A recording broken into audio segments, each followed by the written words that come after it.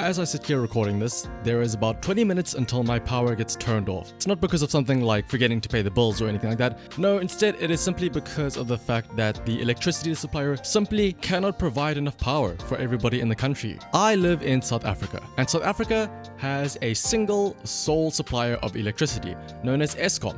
Now, in some other countries, take for example America, there are of course many different suppliers of electricity, and that's a good thing because of course competition breeds innovation, right? If you aren't good enough and you aren't providing your customers with the proper support that they want, then you risk losing them and they will just go to somebody else. However, in South Africa, because of the fact that there is only one single supplier, if they aren't able to provide you with electricity, you can't really do anything. And the sad thing is that this isn't the first time my power is going to get cut off. In fact, this is the first of 3 times today my power is going to get cut, totaling up to about 7 hours within a day of no power. 3 different intervals of 2.5 hours of power being cut. And you want to know the reason why? It's not for something like the workers going on strike. Instead, it is for something much stupider. The reason why Eskom is unable to supply power to most of the country is because the coals used to generate the electricity are wet. There was a slight rain, and that rain caused the coal to be wet, meaning that they cannot be burned. That is the sad reality. And here's the thing. You might hear this and think, wow, that is ridiculous. That is absolutely insane. To us South Africans, that is just another day.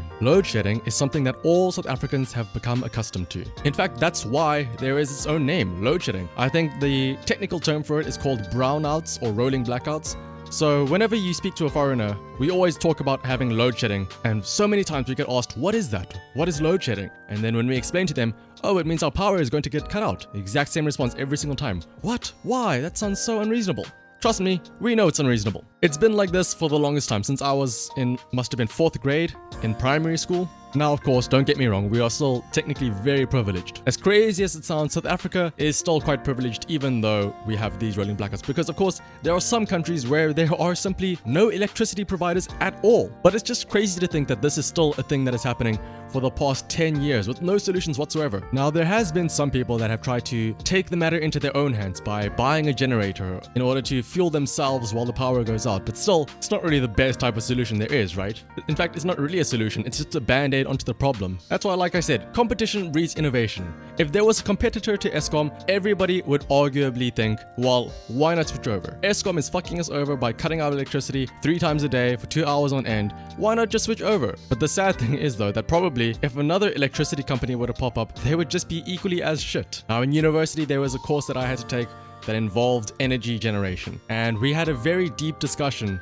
about this very exact same topic, about how are we going to solve this issue of energy, right? And a lot of people in the class were all arguing about renewable energy sources. Surely solar is the future, wind power is the future, hydropower even. We're on the coast, we have the water available. Sadly, however, though, the lecturer, being a very old man, has had this discussion with many students many times, and he was very quick to shut us down, saying, for a very good reason as well, all of these fancy new solutions of renewable energy and the future of energy generation, they may work and they may seem nice, but they won't solve the issue.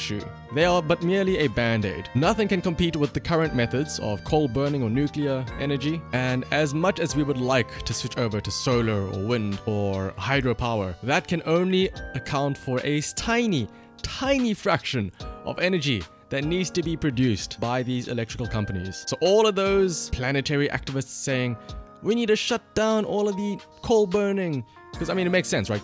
Coal burning power plants make up a huge amount of carbon footprint in our country. But the sad issue is that they're going to stay for quite a while, because as nice as it is to think about switching over to renewable energy, I don't think that it just simply isn't going to outperform the more dangerous methods, I'll put it like that. But I will say, maybe every now and then, the load shedding, my power being cut out for 2 hours, I think of that as a blessing at sometimes. Load shedding is the only forcible way I'll step away from my computer. Maybe I'll go and do some exercise. In fact, my power went out earlier, I actually picked up a book and started reading. Started reading the book, The Count of Monte Cristo. And who knows, maybe By the end of this month, I'll have finished the entire book thanks to all of the power cuts. Who knows? Maybe I said that load shedding is a pain, having to worry about power being cut every now and then. Maybe it's necessary for me to take a moment away from my computer and touch some grass maybe. Do some exercise, do some skipping, do some reading, and, even brainstorm some ideas like this. I mean, I only thought about recording this video while my power was out. Of course, I could only record it now that my power is back on. But who knows? With the power being out, I'm left to think about the thoughts in my mind, which I don't get to do very often. But of course, all of these thoughts about being productive are all dashed the moment the power comes back on and you hear the whirring of the machines as they spring back to life, and everybody immediately forgets whatever it was they were doing and they just hop back onto YouTube or hop back onto Facebook or whatever and go back on to sitting in front of the computer for hours on end. But for those 2 hours where you are cut off from technology, sometimes those 2 hours of silence are pure bliss. As much as I would like to continue, as I said, my power is just about to get shut off, so it is here where I'll have to end this recording. Hopefully, who knows, maybe the next time my power goes out, I'll get another idea and we'll speak again soon. But until then, bye bye.